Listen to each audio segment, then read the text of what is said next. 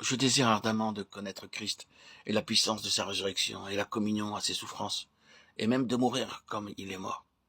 Philippiens 3,10. Ainsi s'exprime l'apôtre. Le but qu'il se propose, qu'il veut atteindre, c'est d'être conforme à Jésus en sa mort. Lorsque nous sommes affranchis, c'est-à-dire libérés du joug du péché, c'est pour nous donner à Christ et nous placer sous son joug à lui.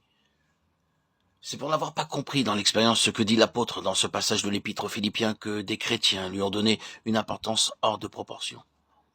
Or, dans sa sagesse, Dieu a donné la croix de Christ comme pivot ou vérité centrale, pour maintenir les divers aspects de la vérité dans l'équilibre, chacun avec sa valeur propre. La croix du calvaire est le sommet des saintes écritures. Là converge toute vérité. De là procède toute lumière et toute vie de puissance pour l'Église universelle. C'est pourquoi il est aisé de comprendre que la pensée humaine ne peut saisir immédiatement tous les aspects du calvaire, dans leur profondeur infinie et toute la signification de la croix.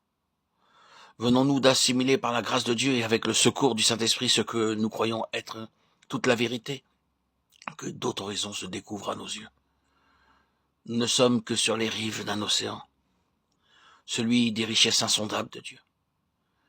C'est pourquoi, en relation avec ce message de la croix, l'apôtre écrit, Dieu a déclaré « Je montrerai, j'exposerai le néant de la sagesse des sages et je réduirai à rien l'intelligence des intelligents. » 1 Corinthiens 1, 27, 28. Et nous pouvons certes confesser que l'intelligence est insuffisante pour saisir le message du calvaire. 1 Corinthiens 1, 18, 2, 4, où se trouvent les profondeurs de la sagesse de Dieu et que l'Esprit divin seul peut révéler. Ce message est plein de paradoxes. Nous les comprenons progressivement en avançant dans la vie chrétienne. Il a son côté objectif, l'œuvre accomplie par le Christ en sa mort sur la croix, œuvre complète, parfaite, en faveur de tous ceux qui croient, et son côté subjectif ou expérimental pour celui qui le vit. En parlant de la croix, il est donc nécessaire de stipuler si nous nous plaçons au point de vue objectif ou subjectif pour ne pas être incompris. Il faut que le Saint-Esprit lui-même inspire ce message sacré, celui du Dieu qui s'est fait homme. Car la croix n'est pas un thème favori des sages de ce monde, ni même dans l'Église chrétienne.